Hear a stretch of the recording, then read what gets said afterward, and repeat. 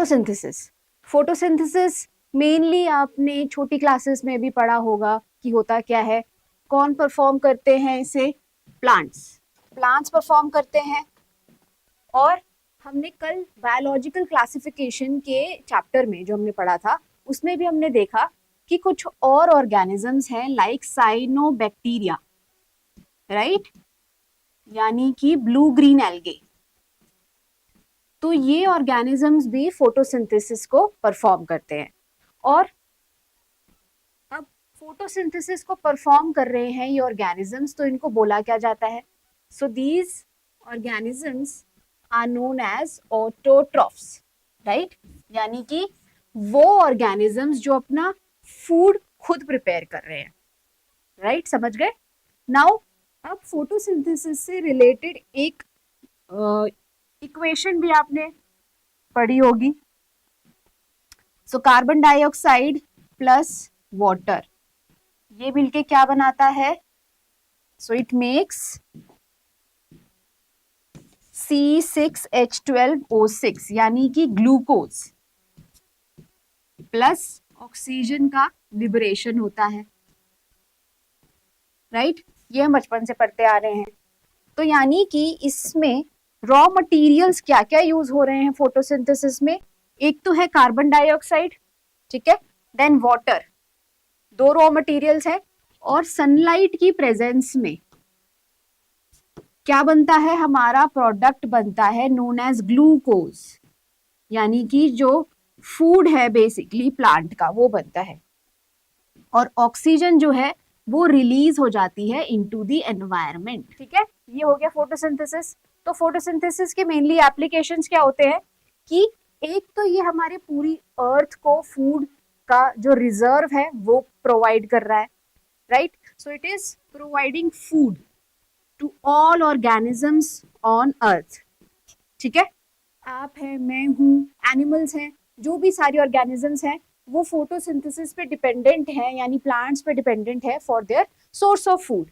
इसके साथ साथ फोटोसिंथेसिस में ये ऑक्सीजन का जो लिबरेशन हो रहा है, ठीक है, तो ये ऑक्सीजन आप यूज करते हैं, हम सारे ऑर्गेनिजम्स ऑक्सीजन यूज करते हैं फॉर रेस्पिरेशन, फॉर ब्रीदिंग। तो फोटोसिंथेसिस से ऑक्सीजन भी लिबरेट हो रही है एनवायरनमेंट में, तो ये भी फोटोसिंथेसिस का एक बहुत इंपॉर्टेंट एप्लीकेशन है, ठीक है। तो ये हो गया फोटोसिंथेसिस का एक बेसिक इंट्रोडक्शन। आगे चलते हैं, साइट ऑफ फोटोसिंथेसिस। तो आपने देखा फोटोसिंथेसिस प्लांट्स में हो रहा है, लेकिन प्लांट के कौन से पार्ट में हो रहा है? तो मेनली क्या आंसर आता है? Green leaves, right, green leaves, या फिर अगर हम और स्पेसिफिकली बोले तो क्लोरोप्लास्ट। एक क्वेश्चन यहाँ आता है कि क्या सिर्फ प्लांट्स के लीव्स में ही फोटोसिंथेसिस होता है? क्या सिर्फ ग्रीन लीव्स ही फोटोसिंथेसिस परफॉर्म करती हैं?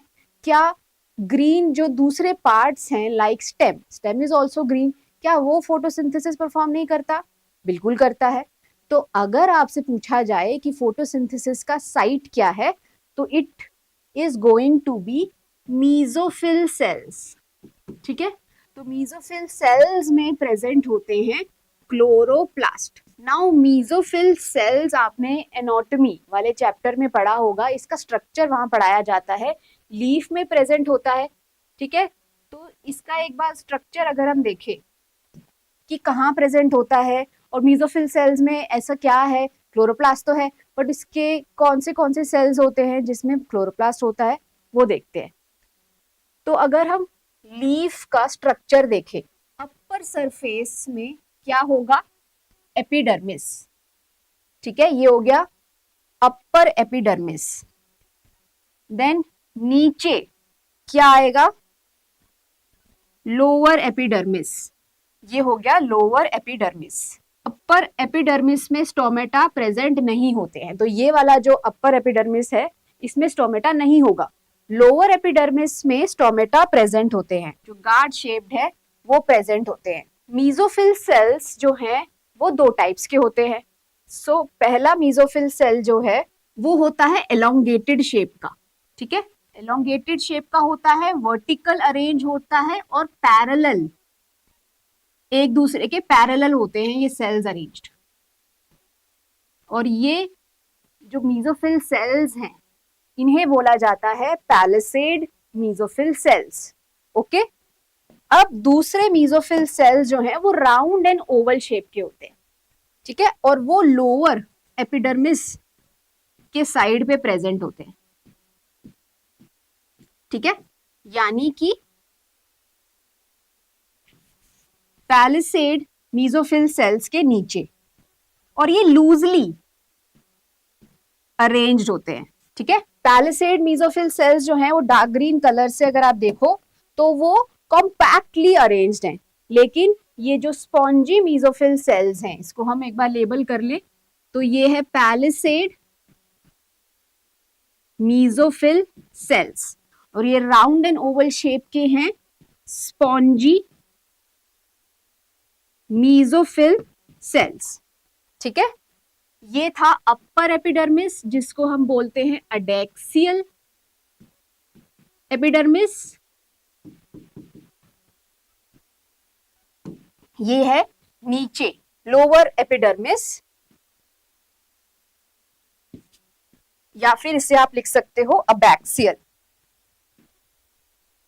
एपिडर्मिस, ठीक है, this is abaxial. Okay, adaxial epidermis में there is no stomata, abaxial epidermis में स्टोमेटा प्रेजेंट होते हैं, ठीक है। तो ये है स्ट्रक्चर ऑफ योर लीफ, ठीक है, यानी कि ये जो सेल्स हैं यानी पैलिसेड और स्पॉन्जी, ये कौन से सेल्स हैं? मीजोफिल सेल्स हैं, मीजोफिल सेल्स। और मीजोफिल सेल्स में क्या है? Large amount of chloroplast. Alright, ठीक है, समझ में आ गया। नाउ क्लोरोप्लास्ट की बात हुई है तो एक बार क्लोरोप्लास्ट का भी स्ट्रक्चर देख लेते हैं, ठीक है। आप देखते हैं क्लोरोप्लास्ट का क्या स्ट्रक्चर है। तो क्लोरोप्लास्ट एक डबल मेम्ब्रेन स्ट्रक्चर होता है, ठीक है, डबल मेम्ब्रेन है। So this is the outer membrane of chloroplast, okay, और ये है inner membrane,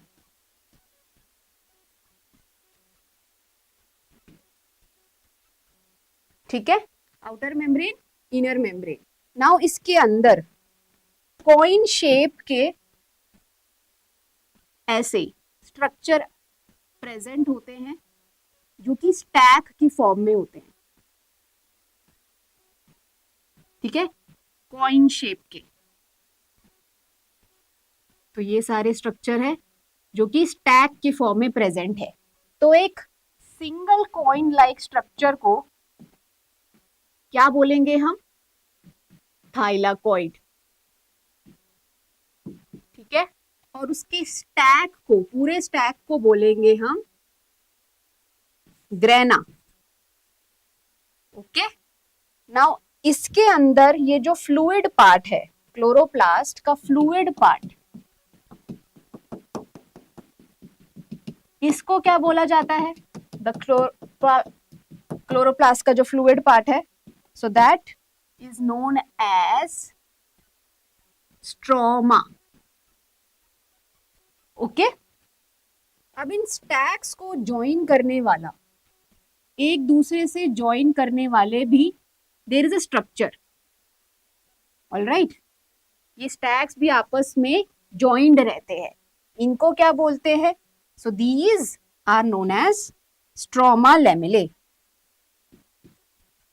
stroma lamellae, okay. तो ये हो गया आपका क्लोरोप्लास्ट का जनरल स्ट्रक्चर। थाइलाकॉइड इसमें इंपॉर्टेंट है, ओके, देन स्ट्रोमा लेमेले इसमें इंपॉर्टेंट है, एंड स्ट्रोमा इंपॉर्टेंट है, ओके, ठीक है। नाउ अब हम वापस से आते हैं टुवर्ड्स फोटोसिंथेसिस।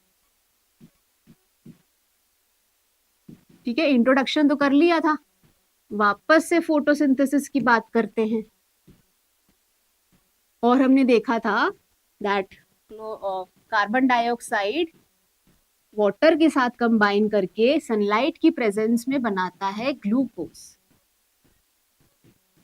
और ऑक्सीजन लिबरेट हो जाती है। बट क्या ये इतना सिंपल प्रोसेस है कि कार्बन डाइऑक्साइड वाटर के साथ कंबाइन करके ग्लूकोज बना देता है और ऑक्सीजन लिबरेट हो जाता है? क्या ये इतना सिंपल प्रोसेस है? No.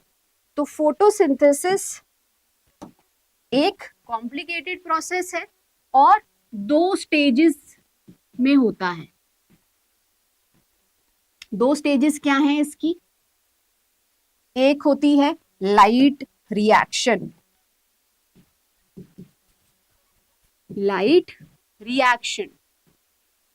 Okay, and another one is dark reaction. ठीक है, लाइट रिएक्शन और डार्क रिएक्शन। अब ये लाइट रिएक्शन जो है ये होती है थाइलाकॉइड मेम्ब्रेन में। तो अभी जो हमने क्लोरोप्लास्ट का स्ट्रक्चर देखा था उसमें थाइलाकॉइड्स थे, कॉइन लाइक स्ट्रक्चर। तो उनकी जो मेम्ब्रेन है, आउटर मेम्ब्रेन है, उसमें होती है लाइट रिएक्शन। डार्क रिएक्शन जो है वो कहां पर होती है? इट अकर्स इन स्ट्रोमा, जो क्लोरोप्लास्ट का फ्लूइड वाला पार्ट था। ऑलराइट, देन लाइट रिएक्शन जो है वो डिपेंडेंट होती है लाइट पे। So it is dependent on light, whereas dark reaction, light reaction के तो नाम से ही पता चल रहा है कि उसमें लाइट है, तो यानी कि लाइट की प्रेजेंस में होगी, राइट। अब डार्क रिएक्शन जो है, नाम से क्या सजेस्ट हो रहा है कि डार्क रिएक्शन है, यानी कि डार्क में हो रही है, रात में हो रही है, पर क्या ऐसा होता है? नहीं। तो डार्क रिएक्शन जो है वो एब्सेंस और प्रेजेंस ऑफ लाइट दोनों में ही हो रही होती है। इसको डार्क रिएक्शन हम क्यों बोल रहे हैं?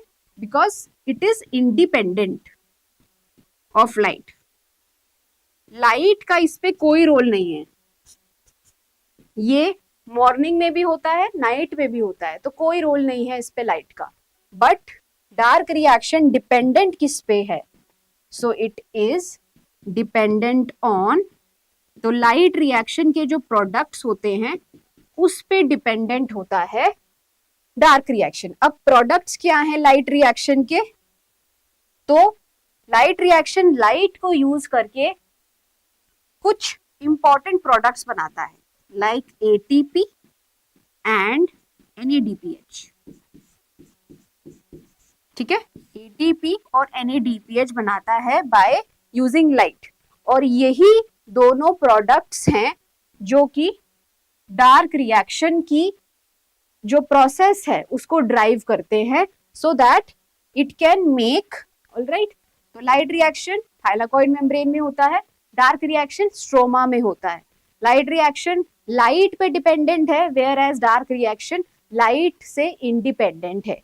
ठीक है, लाइट रिएक्शन में एटीपी और NADPH बनता है, जो कि डार्क रिएक्शन में यूज किया जाता है to make sugars.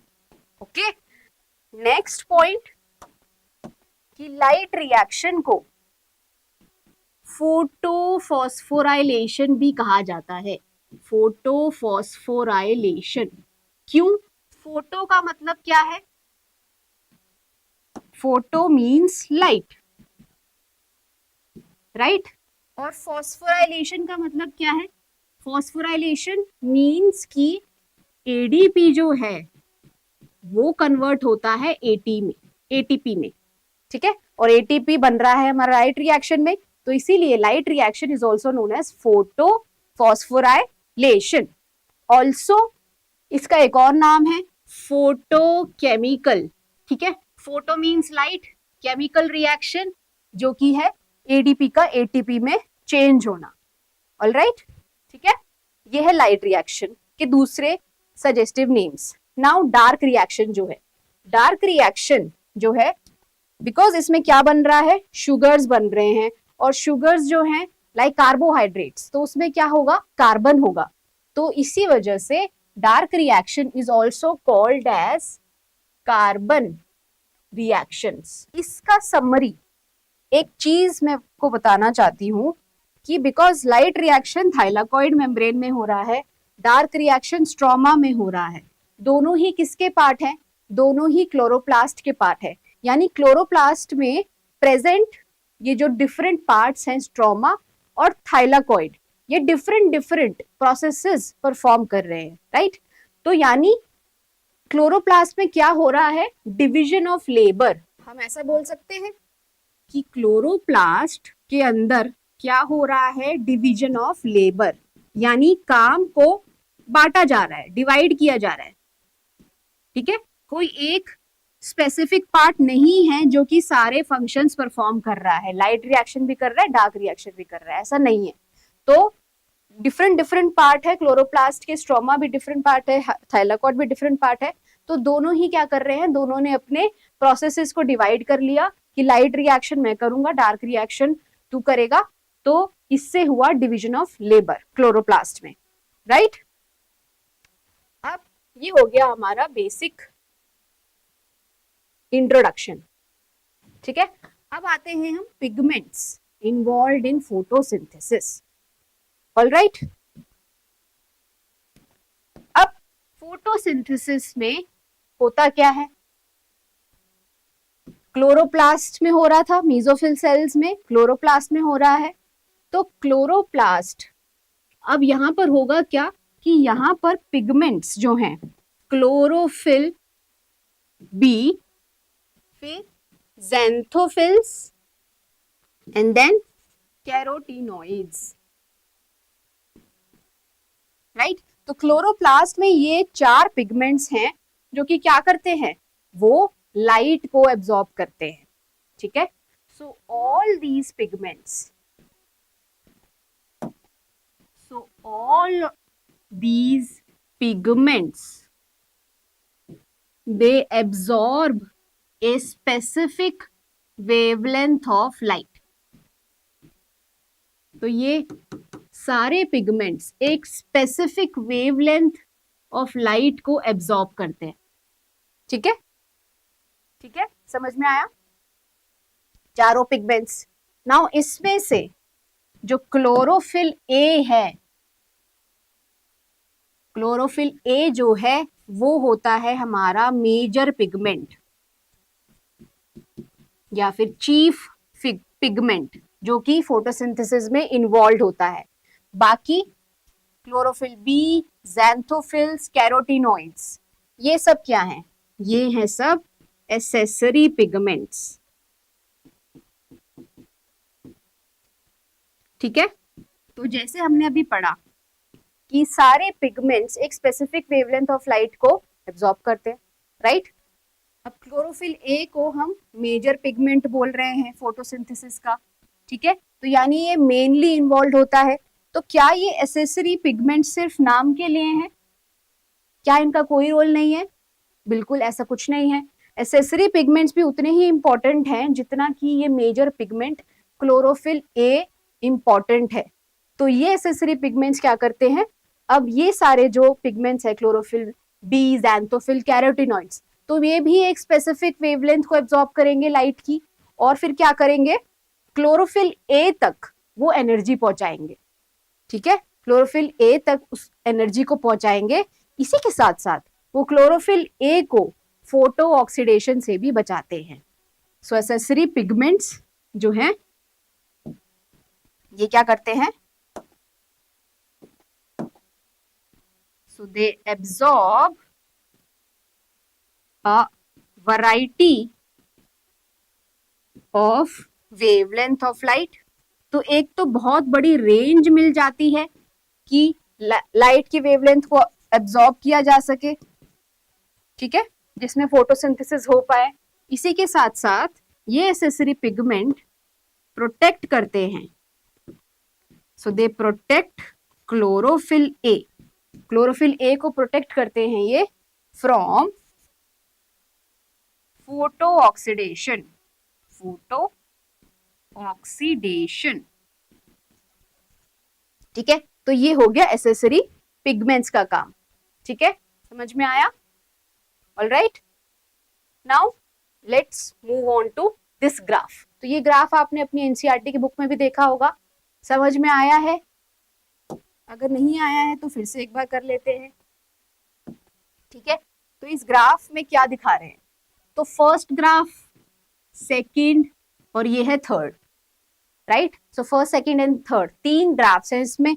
Now first graph जो है वो हमारा शो करता है एब्जॉर्प्शन स्पेक्ट्रम। क्या शो कर रहा है? Absorption spectrum. दूसरा जो ग्राफ है वो शो कर रहा है action spectrum. Action spectrum of photosynthesis. ठीक है, और यहां पर है एब्जॉर्प्शन स्पेक्ट्रम ऑफ पिगमेंट्स। ठीक है, अब यहाँ इसी ग्राफ में आपको बेसिकली आंसर मिलेगा कि क्लोरोफिल ए को हम क्यों मेजर पिगमेंट बोलते हैं। ठीक है, अब ये जो थर्ड ग्राफ है ये बेसिकली फर्स्ट ग्राफ और सेकंड ग्राफ को दोनों को मिला के बनाया है। ठीक है, ये देख रहे हो आप, ये ब्लैक लाइन यहाँ पर है और ये ब्लू लाइन वाला ये क्लोरोफिल ए का लाइन है, तो दोनों को मिला के बनाया हुआ है। ठीक है, अब एब्जॉर्प्शन स्पेक्ट्रम क्या होता है पहले तो वो समझ लेते हैं। तो एब्जॉर्प्शन स्पेक्ट्रम ऑफ पिगमेंट्स क्या बताता है? So it shows the absorption of particular wavelength. ठीक है, तो it shows the absorption of particular wavelength of light by pigments. ठीक है, तो स्पेसिफिक पिगमेंट्स जो है, हमने जैसे कि अभी बात करी, स्पेसिफिक पिगमेंट अपनी पर्टिकुलर लाइट वेवलेंथ को एब्जॉर्ब करते हैं, राइट?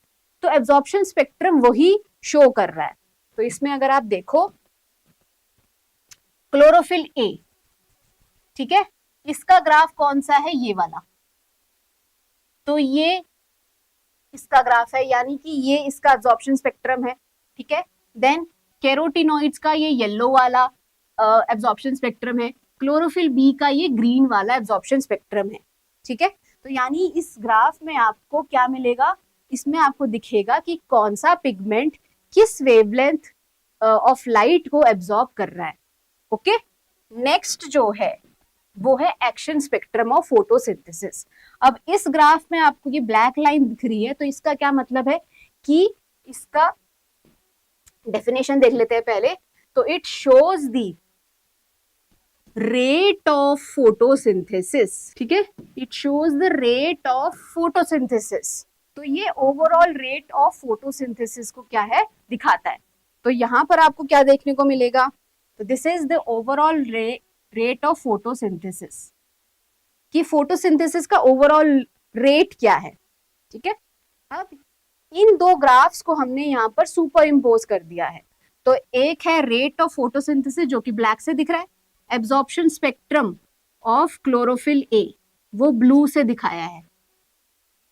तो अब आप देखो कि जिस जगह पर रेट ऑफ फोटोसिंथेसिस इंक्रीज्ड है उसी जगह पर absorption spectrum of chlorophyll A भी प्रेजेंट है, राइट? जहां पर डिप हो रही है absorption spectrum of chlorophyll A, वहां पर रेट ऑफ फोटोसिंथेसिस भी डिप हो रहा है। अगेन फिर से जहां क्लोरोफिल ए का एब्जॉर्प्शन इंक्रीज हो रहा है वहां पर फोटोसिंथेसिस का रेट भी इंक्रीज हो रहा है। यानी इसका मतलब क्या है कि क्लोरोफिल ए जो है वो मेजरली फोटोसिंथेसिस के रेट को क्या कर रहा है?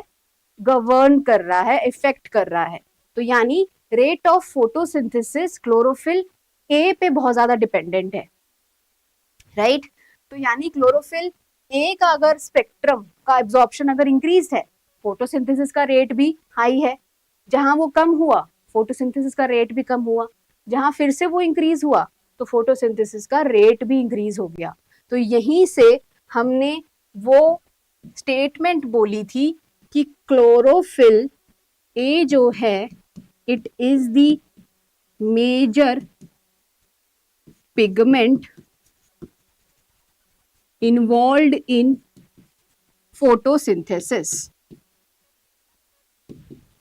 ठीक है, so it is the major pigment involved in photosynthesis. Okay, अब समझ में आया आपको इस ग्राफ का मेन इंपॉर्टेंस क्या है? ठीक है, चलो आगे चलते हैं. एंड नाउ अब हमने फोटोसिंथेसिस के बारे में पढ़ लिया. फोटोसिंथेसिस कितने कितने स्टेजेस में होता है वो पढ़ लिया. लाइट रिएक्शन होता है, डार्क रिएक्शन होता है. तो अब सबसे पहले हम क्या उठाएंगे? We will take light reaction. ठीक है, लाइट रिएक्शन लेंगे. ये भी हमने नाम देख लिए, फोटोकेमिकल फेज बोलते हैं और फोटोफॉस्फोराइलेशन बोलते हैं. क्यों बोलते हैं उसका भी हमने रीजन देख लिया है. ठीक है, now let's talk about light reaction. अब लाइट रिएक्शन जो है उसमें चार स्टेप्स या चार प्रोसेसेस जो है वो मेनली होते हैं. फर्स्ट स्टेप तो क्या है कि लाइट रिएक्शन है तो लाइट का एब्जॉर्प्शन होना बहुत इंपॉर्टेंट है.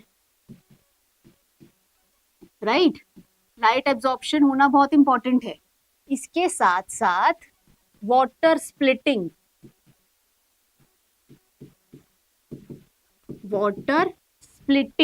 is also important.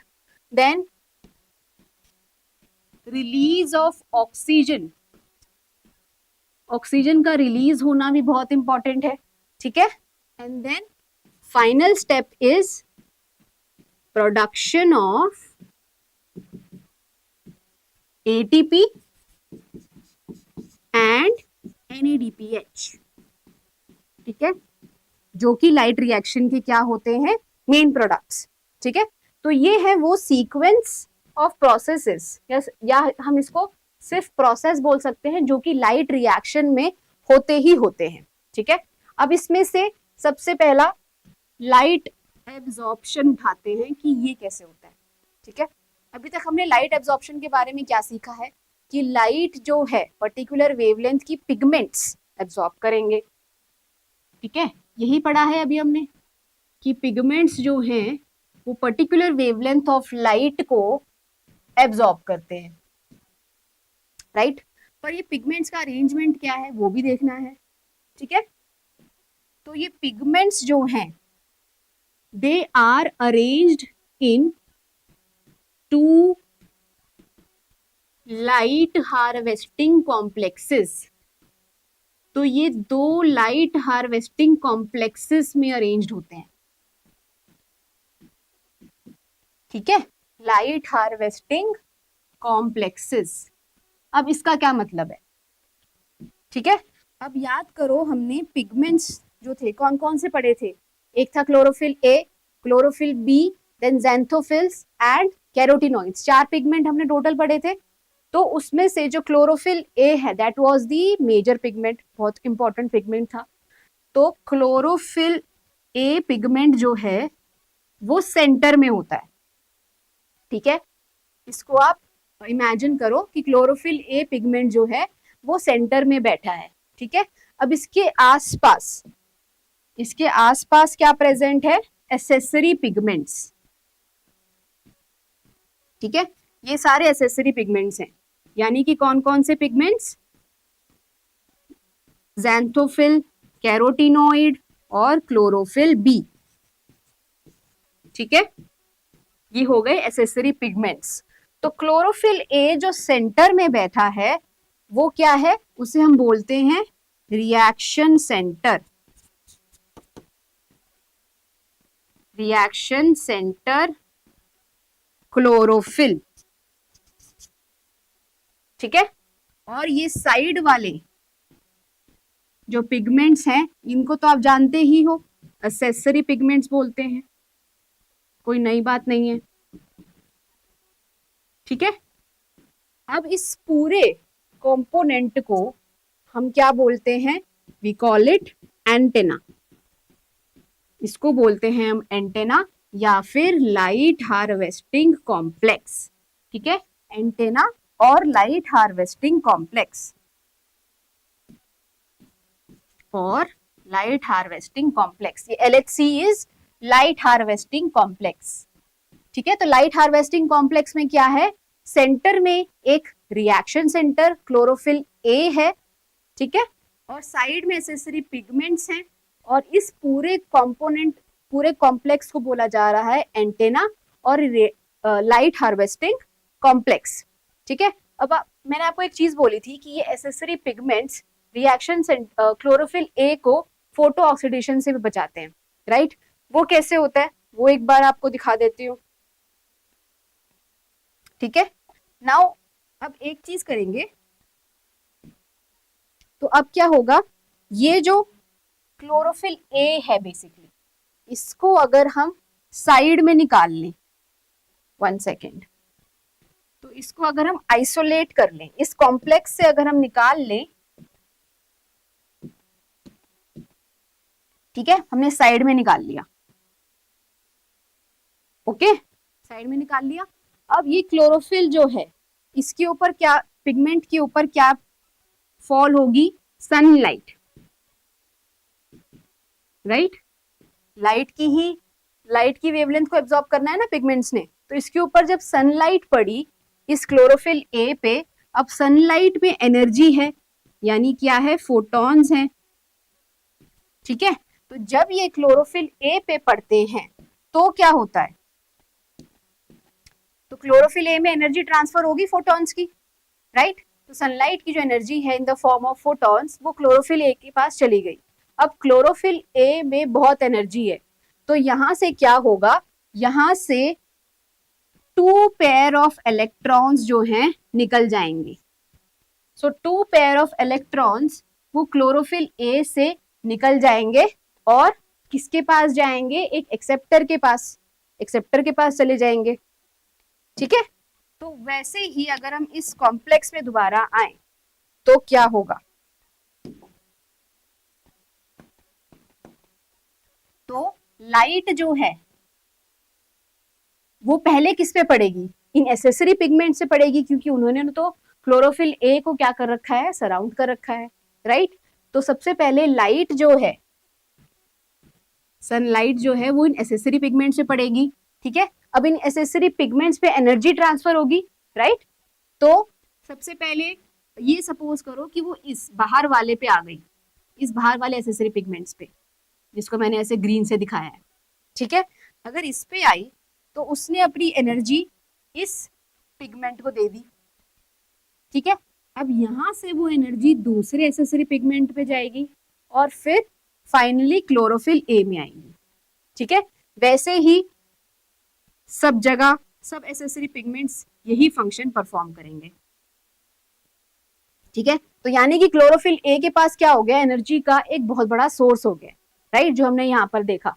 तो जब उसके पास बहुत सारी एनर्जी आ जाती है तो वो क्या करता है, एक पेयर ऑफ इलेक्ट्रॉन को क्या कर देता है, रिलीज कर देता है। ठीक है, अब वो रिलीज कर देता है, अब ये पेयर ऑफ इलेक्ट्रॉन फिर कहां जाते हैं, so these pair of electron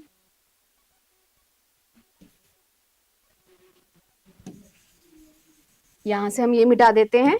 so ये जो पेयर ऑफ इलेक्ट्रॉन्स हैं ये पहुंचते हैं फिर प्राइमरी इलेक्ट्रॉन एक्सेप्टर के पास। This PEA is primary electron acceptor. ठीक है, अभी के लिए आपको यही याद रखना है कि ये pair of electrons chlorophyll A से निकलकर प्राइमरी इलेक्ट्रॉन एक्सेप्टर पर चले जाते हैं। ठीक है, ये हो गया।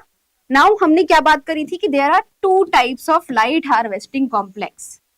ठीक है, यहां पर हमने बोला था कि ये 2 टाइप्स के होते हैं।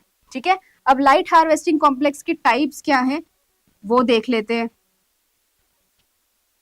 ठीक है, अभी तक हमने क्या देखा है कि एक reaction centre chlorophyll A present होता है।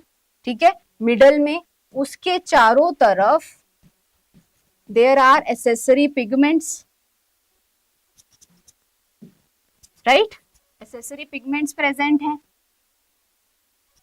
ठीक है, reaction centre chlorophyll A, then accessory pigments उसके चारों तरफ, इन सबको बोला जाता है, इस पूरे कॉम्प्लेक्स को बोलते हैं हम लाइट हार्वेस्टिंग कॉम्प्लेक्स। नाउ अगर ये क्लोरोफिल ए, जो रिएक्शन सेंटर क्लोरोफिल ए है, वो अगर 700 नैनोमीटर की लाइट को एब्जॉर्ब करे, ठीक है, इसको हम यहाँ P लिखते हैं। सो अगर वो 700 नैनोमीटर की लाइट को एब्जॉर्ब करे तो उसे बोला जाता है तो उसे हम बोलते हैं फोटो सिस्टम 1, यानी ये one type of light harvesting complex है जिसमें रिएक्शन सेंटर क्लोरोफिल ए जो है वो 700 नैनोमीटर की लाइट को एब्जॉर्ब कर रहा है, तो उसे बोलते हैं हम फोटो सिस्टम 1। इसी के साथ साथ दूसरा टाइप क्या है, सेम वही क्लोरोफिल ए जो है वो बीच में प्रेजेंट होगा, तो क्लोरोफिल ए होगा इन दी सेंटर, ये हो गया क्लोरोफिल ए। इसके चारों तरफ क्या प्रेजेंट होंगे, accessory pigments, right, accessory pigments. Now photo system 1 में ये रिएक्शन सेंटर क्लोरोफिल ए 700 नैनोमीटर की लाइट को एब्जॉर्ब कर रहा था। अब यहां पर अगर ये फोटो सिस्टम ये क्लोरोफिल ए अगर 680 नैनोमीटर की लाइट को एब्जॉर्ब करे, ठीक है, अगर ये 680 नैनोमीटर की लाइट को एब्जॉर्ब करे तो उसे हम क्या बोलेंगे, उसे हम बोलेंगे फोटो सिस्टम 2, ठीक है। तो फोटो सिस्टम 2 जो है वो 680 नैनोमीटर लाइट को एब्जॉर्ब करता है, फोटो सिस्टम 1 जो है वो 700 नैनोमीटर लाइट को एब्जॉर्ब करता है। तो इनके रिएक्शन सेंटर क्लोरोफिल की जो एब्जॉर्प्शन है वो कितनी है, डिफरेंट डिफरेंट है। फोटो सिस्टम 1 की है 700 और फोटो सिस्टम 2 की है 680 नैनोमीटर। तो ये डिफरेंस होता है फोटो सिस्टम 1 और फोटो सिस्टम 2 के बीच में, ठीक है। तो ये तो था first process of light reaction, यानी कि लाइट एब्जॉर्प्शन। लेकिन हमने 4 स्टेप्स पढ़े थे, water splitting, release of oxygen, production of ATP and NADPH, ठीक है। तो अब हम बात करेंगे about these 2 steps, water splitting और रिलीज ऑफ ऑक्सीजन, ठीक है, इसके बारे में बात करेंगे। लाइट एब्जॉर्प्शन कर लिया हमने, now we will talk about the next 2 steps, वो कहां कहां पर होते हैं। तो उसके लिए आपको क्या समझना पड़ेगा, you will have to understand phosphorylation. Phosphorylation, अब फॉस्फोराइलेशन जो है वो 2 टाइप्स के होते हैं, so it is of 2 types. एक होता है नॉन साइक्लिक, ठीक है, नॉन साइक्लिक फॉस्फोराइलेशन, एक होता है cyclic phosphorylation, okay. Non cyclic phosphorylation जो है वो कहां पर होता है, it occurs in thylakoid membrane, okay, बहुत इंपॉर्टेंट है, याद रखना, थाइलाकॉइड मेम्ब्रेन में होता है।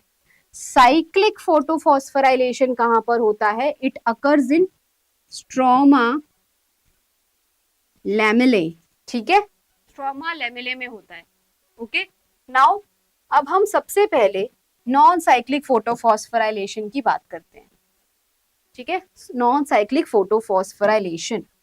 नाउ अब नॉन साइक्लिक फोटोफॉस्फोराइलेशन के नाम से क्या इंडिकेट हो रहा है कि it is not a cyclic process, cyclic process नहीं है।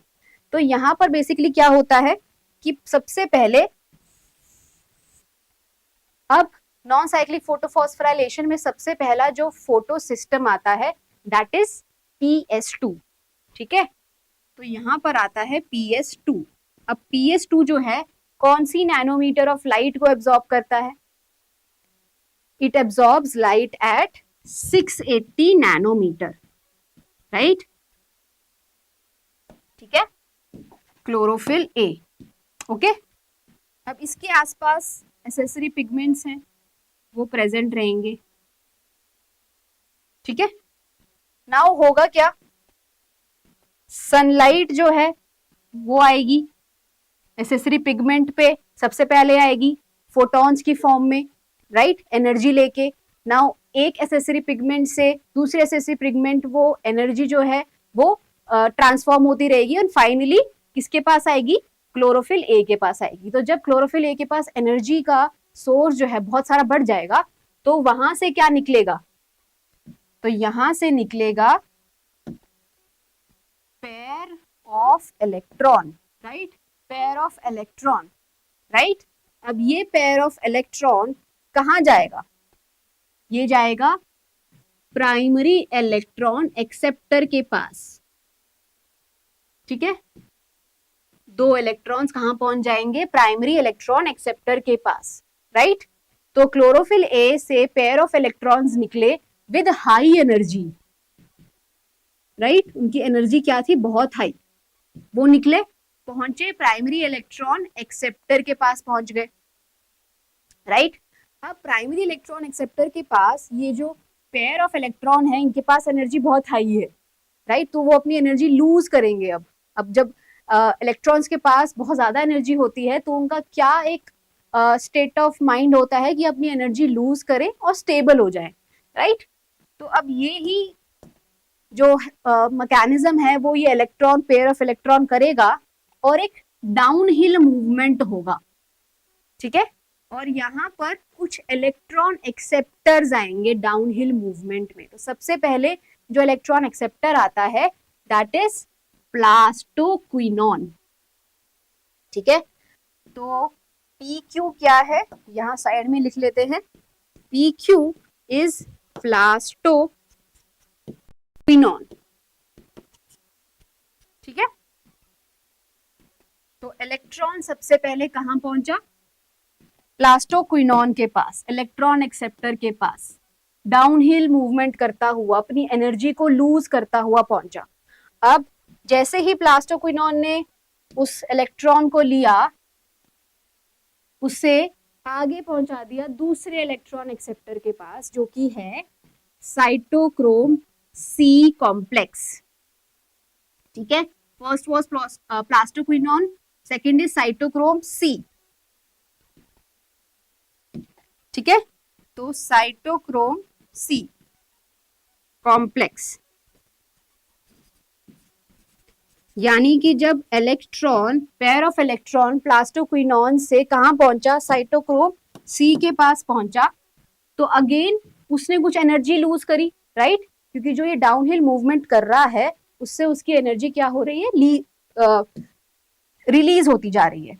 Then again cytochrome C complex ने उस पेयर ऑफ इलेक्ट्रॉन को फिर से एक और इलेक्ट्रॉन एक्सेप्टर के पास भेज दिया, जो कि है प्लास्टोसायनिन।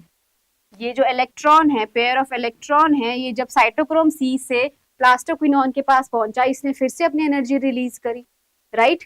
अब ये जो एनर्जी रिलीज करता हुआ आ रहा है from one electron acceptor to another, तो अब यहाँ पर एक बहुत ही इंटरेस्टिंग चीज होती है। वो इंटरेस्टिंग चीज क्या है, तो जब ये सेकंड इलेक्ट्रॉन एक्सेप्टर यानी कि साइटोक्रोम C के पास पहुंचता है विद लूजिंग इट्स एनर्जी, तो ये क्या करता है, तो वो जो एनर्जी लॉस्ट हुई है, ठीक है, वो जो एनर्जी लॉस्ट हुई है इलेक्ट्रॉन के डाउनहिल मूवमेंट से, वही एनर्जी यूज की जाती है to combine ADP with PI and form ATP, okay. हुई ना इंटरेस्टिंग चीज कि जो इलेक्ट्रॉन के डाउनहिल मूवमेंट से जो एनर्जी रिलीज हो रही है वो ADP और PI यूज करके ATP बना लेता है, ठीक है। नाउ ये सब हुआ टिल प्लास्टोसाइनिन, ठीक है। अब इसमें ये जो पार्ट है plastoquinone, cytochrome C complex, plastocyanin, ये जो इलेक्ट्रॉन एक्सेप्टर्स हैं, ये किसके पार्ट हैं, ये है इलेक्ट्रॉन ट्रांसपोर्ट चेन, ठीक है। ये एक चेन की फॉर्म में एक दूसरे के बाद अरेंज्ड है इलेक्ट्रॉन एक्सेप्टर्स, राइट। तो these are electron transport chain, जो कि इलेक्ट्रॉन को एक एक्सेप्टर से दूसरे एक्सेप्टर में क्या कर रहा है, ट्रांसफॉर्म कर रहा है, ठीक है, ट्रांसपोर्ट कर रहा है चेन की फॉर्म में।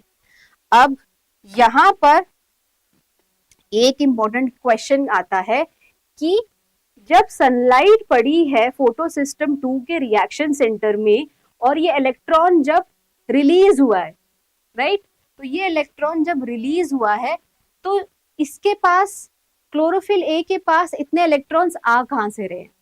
ठीक है, ये क्वेश्चन एक बहुत इंपॉर्टेंट है जो हम अभी थोड़ी देर में करेंगे। अब प्लास्टोसाइनिन के पास ये पेयर ऑफ इलेक्ट्रॉन पहुंचा, राइट, अभी तक यहीं पहुंचा था पेयर ऑफ इलेक्ट्रॉन।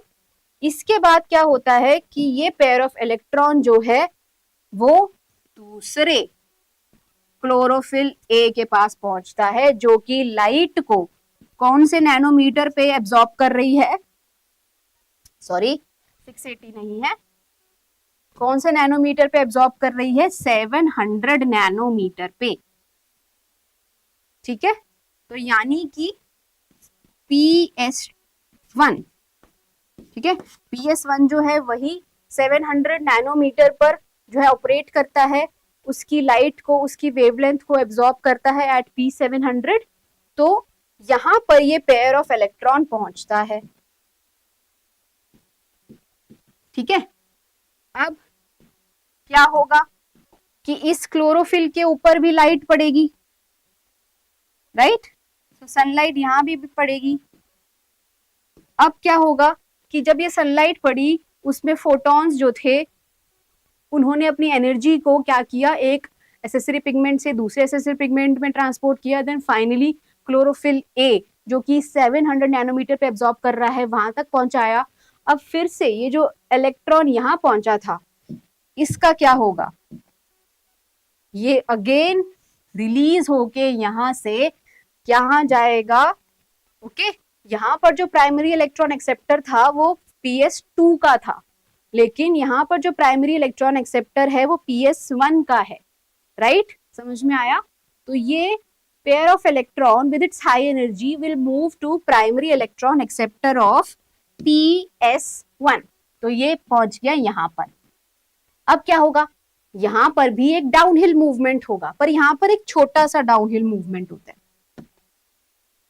यहां पर जो मूवमेंट है अगेन एक इलेक्ट्रॉन ट्रांसपोर्ट चेन आती है, लेकिन छोटी सी होती है। तो यहां पर फर्स्ट इलेक्ट्रॉन एक्सेप्टर आता है फेरेडॉक्सिन, FD। ठीक है, नाउ फेरेडॉक्सिन के बाद ये पेयर ऑफ इलेक्ट्रॉन जो है फेरेडॉक्सिन के पास पहले पहुंचा, अब उसके बाद ये पहुंचता है टू इट्स एंड पर चला जाता है, यानी NADP। सो NADP प्लस के पास ये पहुंच जाता है, राइट। तो ये अपनी हाई एनर्जी से NADP प्लस के पास पहुंच जाता है। अब ये इलेक्ट्रॉन इसके पास बैठा हुआ है NADP प्लस के पास। Now back to the question कि यहां पर ये जो क्लोरोफिल ए है ये जो इलेक्ट्रॉन्स को एक्साइट कर रहा है टुवर्ड्स प्राइमरी इलेक्ट्रॉन एक्सेप्टर, तो इसके पास ये इलेक्ट्रॉन का रिजर्व आता कहां से है? तो ये इलेक्ट्रॉन्स जो है वो आते कहां से, इसके पास सप्लाई कहां से होते हैं? तो ये कहां से आता है? By splitting of water. ठीक है, यहां पर देखते हैं तो वाटर जो है वो क्या करता है, स्प्लिट हो जाता है। देन ये है ऑक्सीजन, नेसेंट ऑक्सीजन, जो कि है बाय प्रोडक्ट फोटोसिंथेसिस का, तो ये एनवायरमेंट में रिलीज हो जाता है। सो it is released into environment. ठीक है, तो यानी कि जो लाइट रिएक्शन का एक थर्ड सीक्वेंस था that was the release of oxygen, वो हमने यहां पर देख लिया, राइट। और ये जो टू पेयर ऑफ इलेक्ट्रॉन्स आप देख रहे हो ये कहां पर जाते हैं, ये उस फोटो सिस्टम 2 के क्लोरोफिल ए को सप्लाई होते रहते हैं। ठीक है, तो यानी कि नॉन साइक्लिक फॉस्फोराइलेशन में जो ये वाटर हाइड्रोलिसिस है, सो वाटर हाइड्रोलिसिस, उसके हेल्प से एक तो ऑक्सीजन का रिलीज भी होता है और इलेक्ट्रॉन्स जो हैं वो भी कंटिन्यूअसली किसको सप्लाई होते रहते हैं, फोटो सिस्टम टू को सप्लाई होते रहते हैं। तो इस स्लाइड में यहां पर जो इलेक्ट्रॉन्स आ रहे हैं इसके पास, वो इलेक्ट्रॉन्स कहां से आ रहे हैं? So they are coming from the water hydrolysis. तो वो आ रहे हैं फ्रॉम वाटर हाइड्रोलिसिस। ठीक है, सो हाइड्रोलिसिस ऑफ वाटर यानी स्प्लिटिंग ऑफ वाटर भी हमने पढ़ लिया, राइट? जो उसका सेकेंड सीक्वेंस था, splitting of water and release of oxygen. तो वाटर हाइड्रोलिसिस की हेल्प से क्या हो रहा है? इलेक्ट्रॉन्स रिलीज हो रहे हैं, they are being supplied to the chlorophyll A of photosystem 2, और ये साइकिल जो है वो कंटिन्यूअसली चल रही है, राइट? और ऑक्सीजन का रिलीज हो रहा है।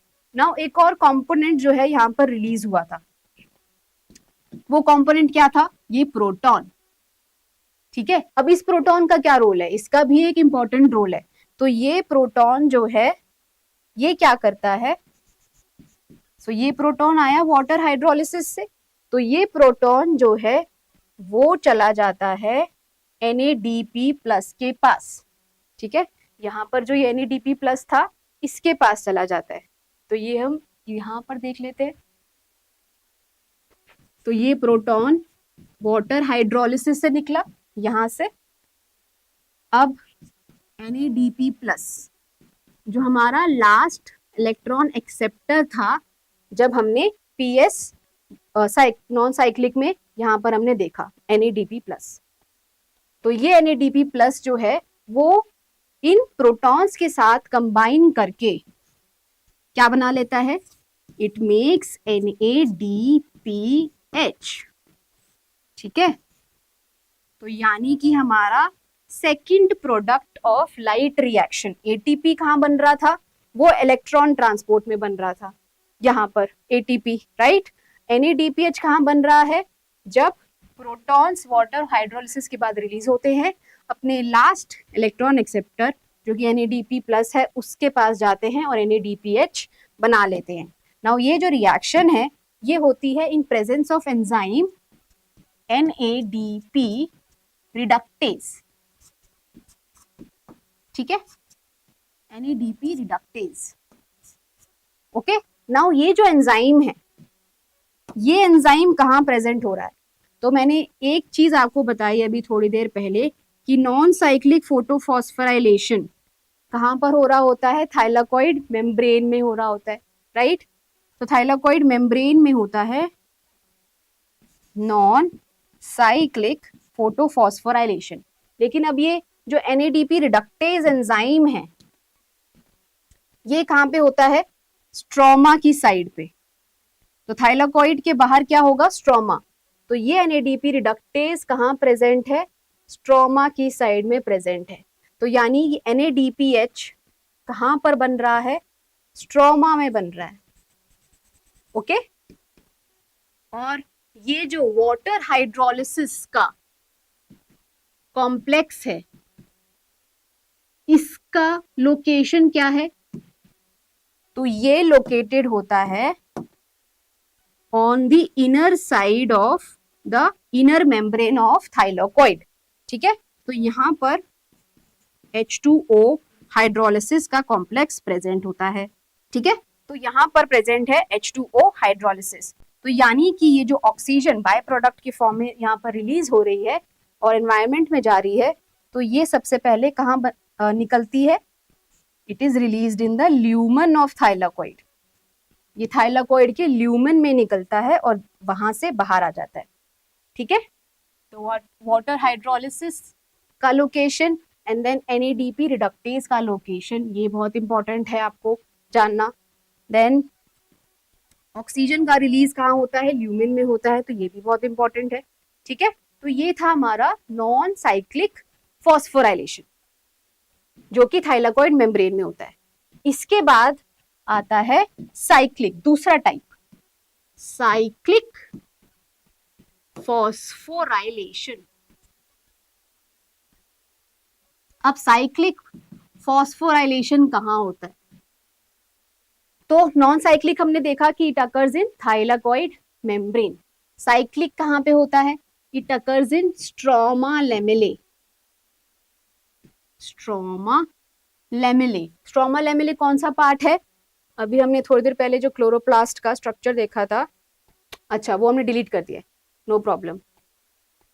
तो stroma lamellae basically attachment provide करता है between the two stacks of grana, right. तो ये ग्रेना है एक और ये दूसरा ग्रेना का स्टैक है, तो इसके बीच में ये क्या है? Stroma lamellae. तो यहां पर होता है साइक्लिक फॉस्फोराइलेशन। ओके, अब साइक्लिक के नाम से पता चल रहा है कि क्या है, साइकिल की फॉर्म में चलेगा, राइट। अब नॉन साइक्लिक में सबसे पहला जो फोटोसिस्टम था दैट वाज फोटोसिस्टम 2, लेकिन साइक्लिक में क्या होता है? It is photosystem 1। फोटोसिस्टम 1 वाला फोटोसिस्टम इन्वॉल्व होता है, ठीक है। तो यानी इसका क्लोरोफिल, रिएक्शन सेंटर क्लोरोफिल होगा, जो कि कौन सी लाइट एब्जॉर्ब करता है?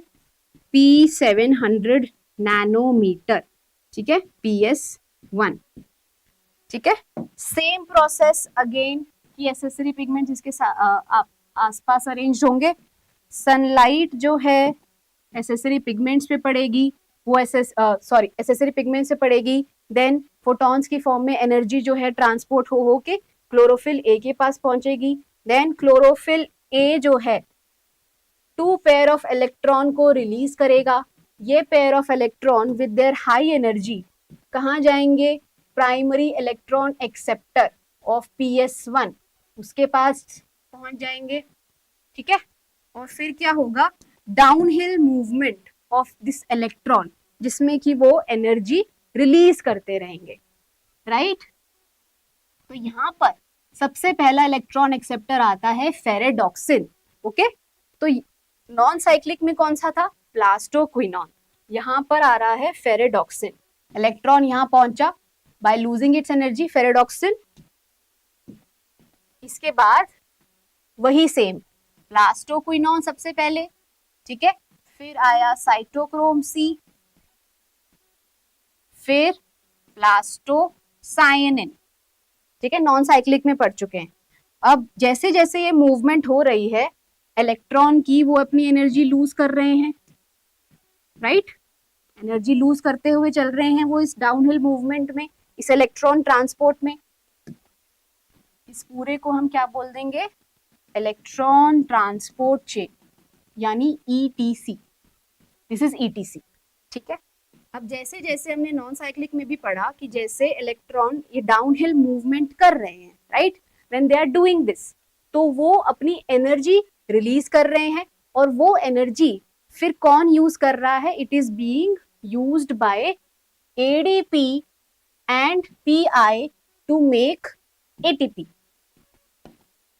ठीक है। तो ये एनर्जी ADP और PI यूज करता है टू मेक ATP।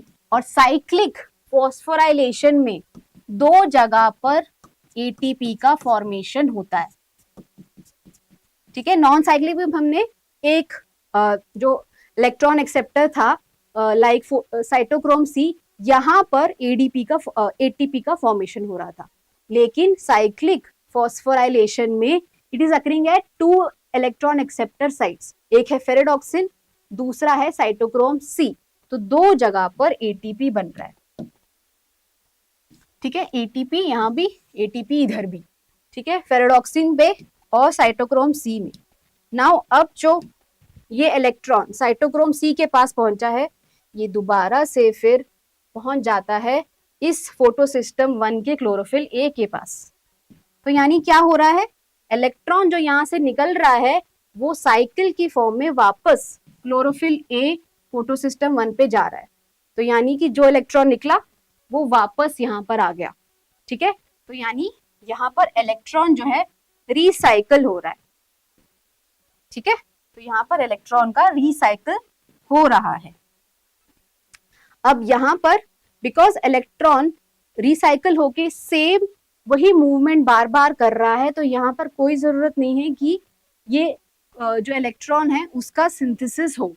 तो इसीलिए यहाँ पर फोटोसिस्टम 2 जो है इट इज नॉट प्रेजेंट, इसमें साइक्लिक फोटोफॉस्फोराइलेशन की बात हो रही है, ठीक है। तो photo system 2 is not present, right. यहां पर और क्या होता है, water hydrolysis does not occur. तो वाटर हाइड्रोलिसिस भी यहां पर नहीं हुआ, क्योंकि वाटर हाइड्रोलिसिस का मेन मोटिव क्या था, इलेक्ट्रॉन्स की सप्लाई को इंक्रीज करना। अब वो यहाँ पर नहीं हो रहा है, बिकॉज इलेक्ट्रॉन्स जो है वो रिसाइकल होके दोबारा से साइकिल फॉर्म कर रहे हैं, ठीक है। तो इलेक्ट्रॉन H2O हाइड्रोलिसिस नहीं होता है। इसी के साथ साथ यहाँ पर NADPH नहीं बनता, सो NADPH इज नॉट मेड, ठीक है। जैसे कि आपने देखा NADPH नहीं बना, यहाँ पर NADP प्लस के पास कोई इलेक्ट्रॉन नहीं गया, सिर्फ ATP ही दो जगह बना है। तो only ATP is made, NADPH बनता ही नहीं है।